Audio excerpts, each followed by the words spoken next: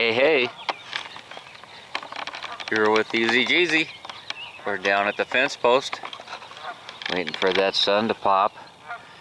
And I don't think it's gonna. I think it's gonna be trapped behind those clouds for a little longer.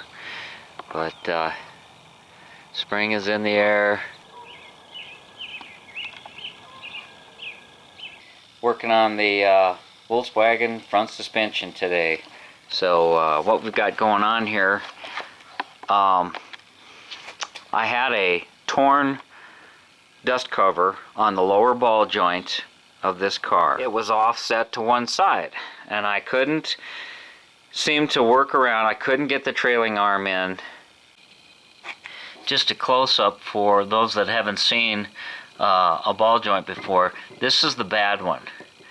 It's nowhere ready to fall off the car. It's not like your wheel, although you'll see cars on the side of the road where the wheel's all folded up underneath, where the CV just kind of let go and got tangled up in there. But that's the old one, and the boot was torn, and that's going to allow water and dirt and dust in there, and it just grinds itself away.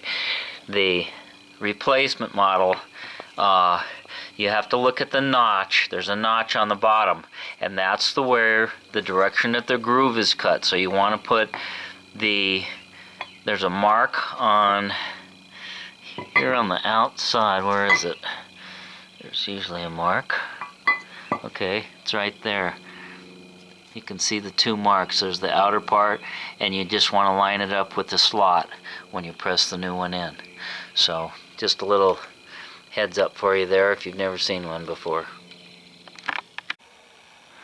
Not sure where we left off here. That wasn't off of that one. I put a new boot on the other one.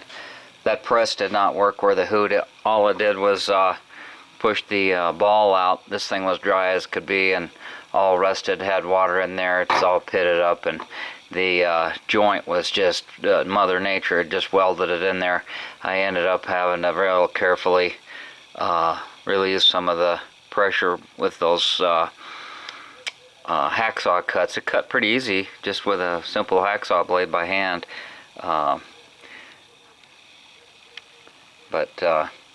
Yeah, it was a fight from start to finish. In the process of doing all of this, it became apparent to me that I had a dent. Somebody, if you'll recall, early on purchasing this car, we did some major frame adjustments on the rear frame horns, and it looks like they beat the bejesus out of this car. And it looks like at some point they smacked a rock or did something off-roading it here. That's what happens when you buy 40-year-old Bajas. And these Bajas, they are street vehicles. This is not an off-road car. Just because it's got big fenders on it to allow for bigger tires doesn't instantly make it an off-road racer. A true Baja race car, you're going to spend upwards of $20,000 in untold man hours on it to get it capable of taking the kind of abuse that you see. But these cars are fun street machines, great off-road. They'll take a lot of abuse, and they're fun to have.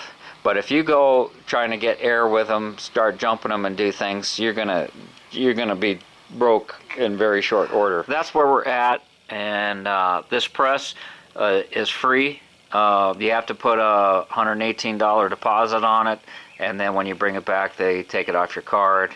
And they did have those ball joints in stock, so I'm going to go ahead and swap that out. And I might even put these MP front shocks on, take away the coilovers. And in addition to that, I dug out, these are caster shims.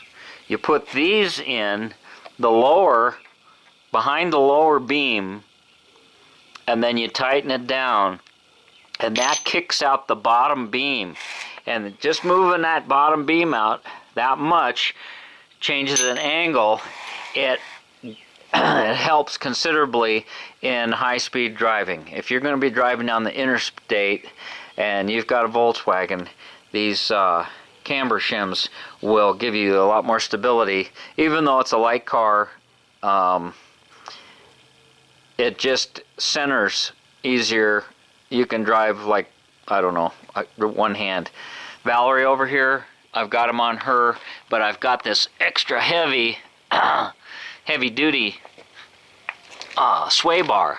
I don't know if you can see that there. That's a lot thicker than stock. That's like twice as thick as stock. I think that's 3/4 actually. And that sway bar with the camber shims underneath it, man, this thing is rock solid at highway speeds with traffic, and corners great.